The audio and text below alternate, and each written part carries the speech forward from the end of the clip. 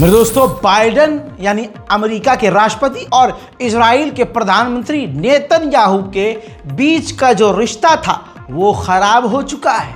बताना चाहूँगा कि इजराइल के प्रधानमंत्री नेतन्याहू ने ऐसी हरकत की है जिसकी वजह से बाइडेन यानी अमेरिका नाराज़ है। दोस्तों, बता दूं आपको कि इजराइल के डिफेंस मिनिस्टर अमेरिका के दौरे पर जाने वाले थे। बिल्कुल सब कुछ क्लियर हो चुका था, फ्लाइट में वो चढ़ने वाले थे, लेकिन कुछ ही देर पहले नेतन्याहू ने उनको रोक लिया और कहा कि जब तक बाइडेन खुद मुझे यानी नेतन्याहू को फ़ोन नहीं कर रहे थे, आप अमेरिका नहीं जाएंगे। जिसके बाद उनका अमेरिका का इजराइल के डिफेंस मिनिस्टर का अमेरिकी दौरा रद्द हो गया। अब उधर ये बात जब अमेरिका को पता चली तो अमेरिकी एक सीनियर अधिकारी ने कहा कि नेतन्याहू से पहले से ही बाइडेन चिढ़ चुके हैं।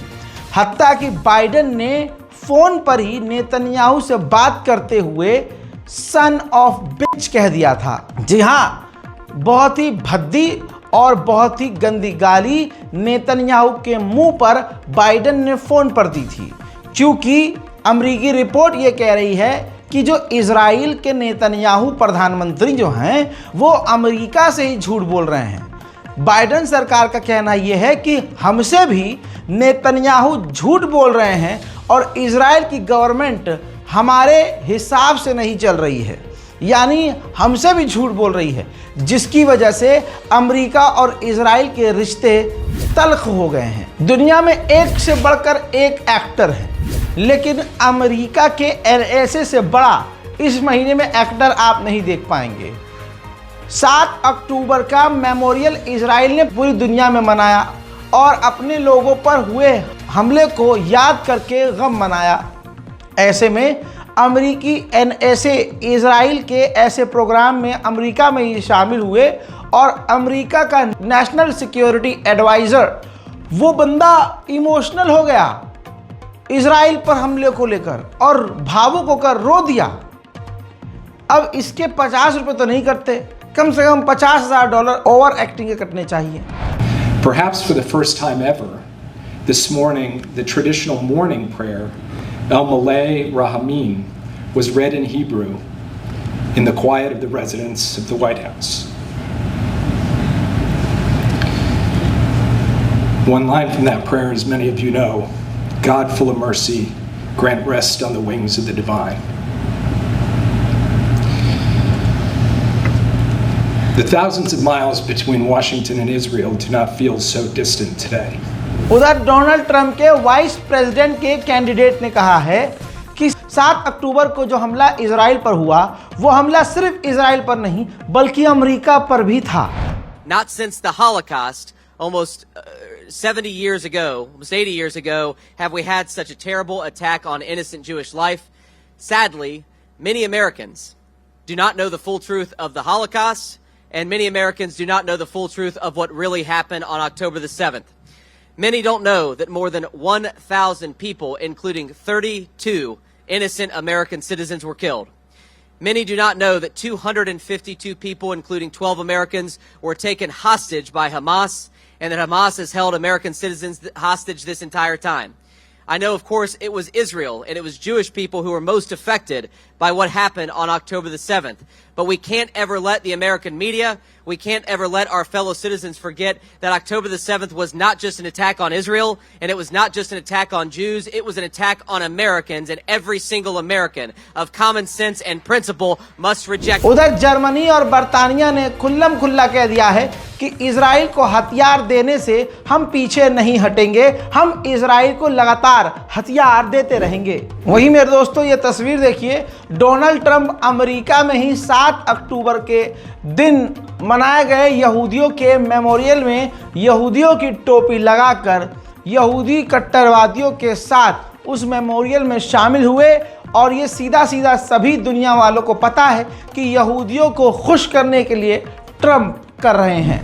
अगली तस्वीर में देखिए, बाइडेन ने भी मोमबत्ती जलाकर इजराइल के तथा कथित शहीदों को याद किया है। ये दुनिया में एक्टिंग नहीं तो क्या हो रहा है भाई? ये ड्रामा हो रहा है या नहीं, आप खुद सोचिए।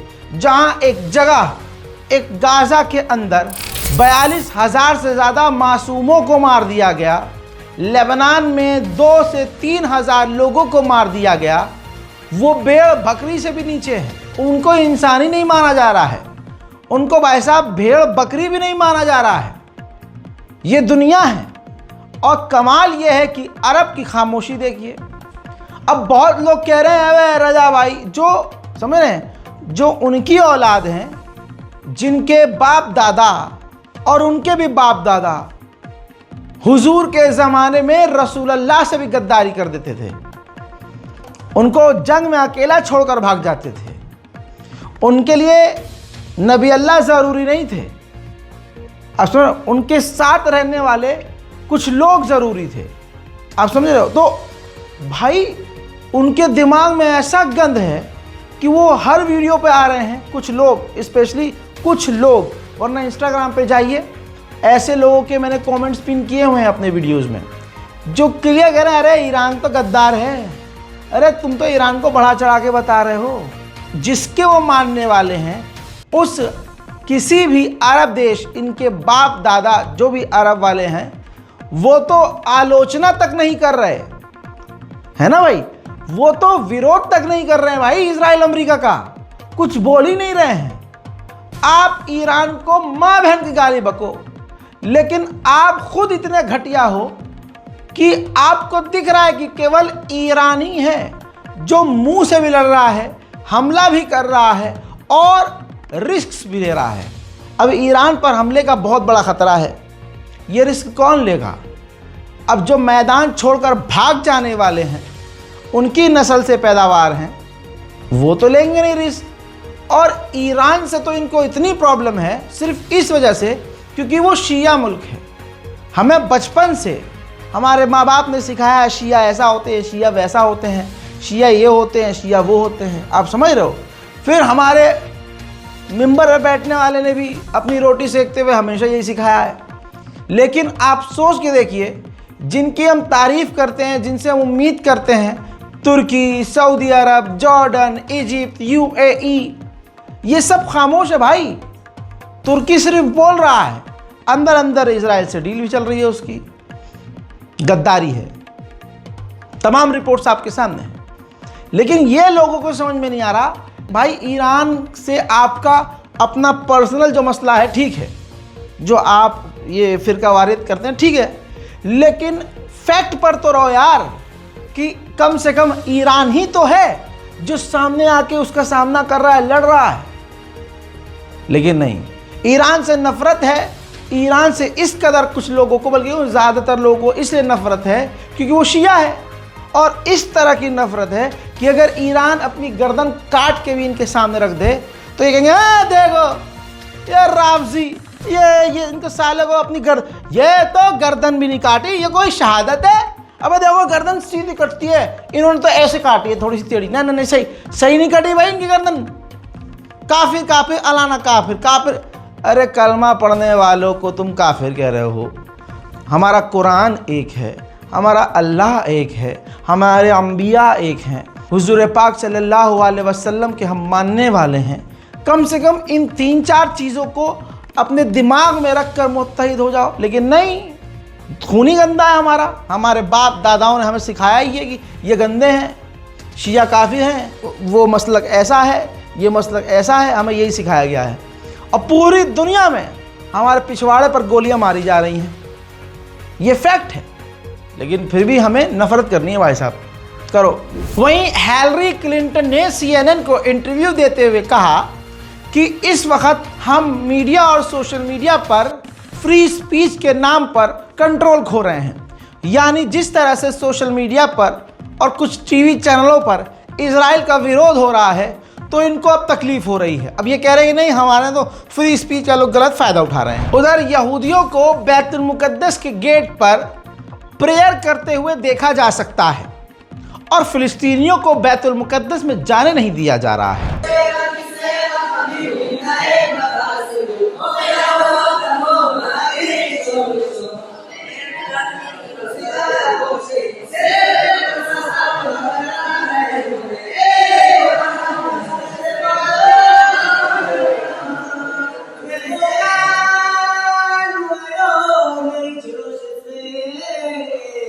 कि मोशे खुदा ताला नबी के लेके तू पे तो अता खैर अनुगाईगा। हस्बी अल्लाह व निअमल वकील। उधर गज़ा के अंदर कमाल अदवान अस्पताल को इजराइल की मिलिट्री ने दोबारा घेर लिया है और दोबारा से हमले शुरू कर दिए हैं। वहीं फिलिस्तीन के वेस्ट बैंक के इलाके की यह तस्वीर देखिए। एक फिलिस्तीनी व्यक्ति के, फिलिस्तीनी परिवार के घर पर कब्जा करके उसके घर पर इजराइल का झंडा लगाकर उसके घर को मिलिट्री बेस बना लिया है इजराइल की फौज ने। वहीं वेस्ट बैंक के अलग अलग इलाकों से फिलिस्तीनियों को बेगुनाह इजराइल की मिलिट्री गिरफ्तार कर रही है।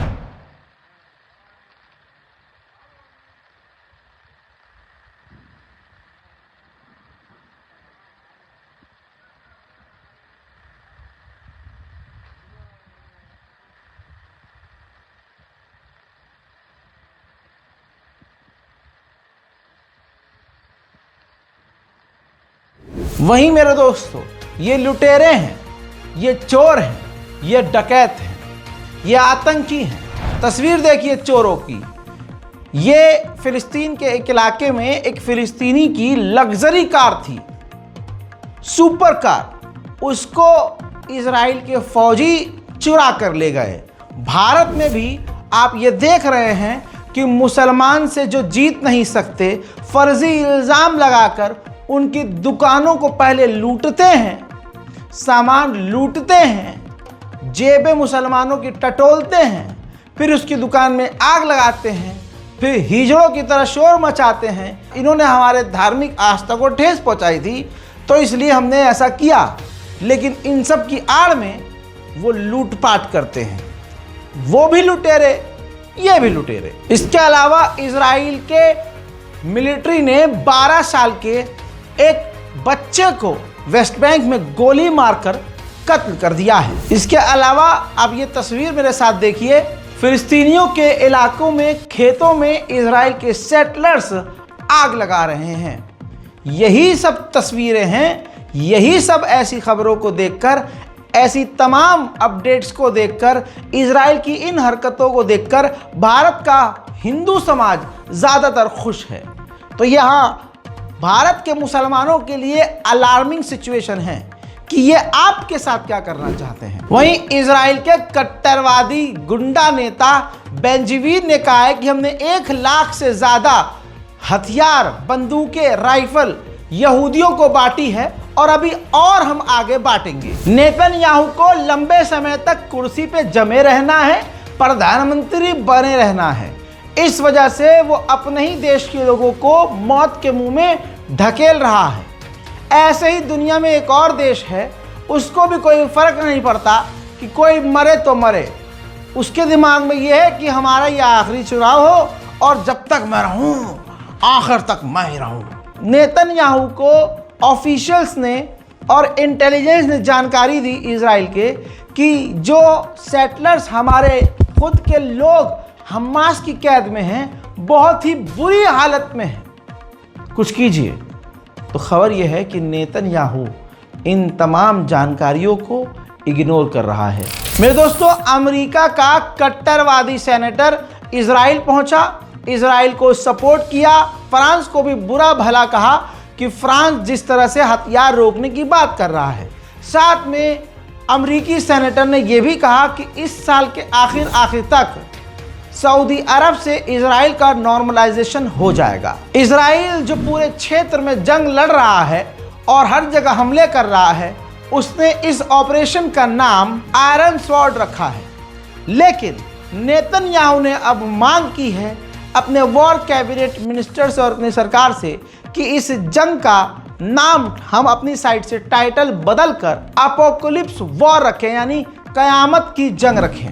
दोस्तों, फिलहाल की इस रिपोर्ट पे इतना ही। अगर आप हमारे चैनल पर नए हैं या फिर आप हमारे चैनल को देख रहे हैं और चैनल को सब्सक्राइब नहीं कर रहे, तो सोचिए, जो हमारे अपनों, मैं आपका ही तो हूँ, जो अपनों की बात नहीं सुन रहा है, वो बेचारा फिलिस्तीन की क्या बात सुनेगा?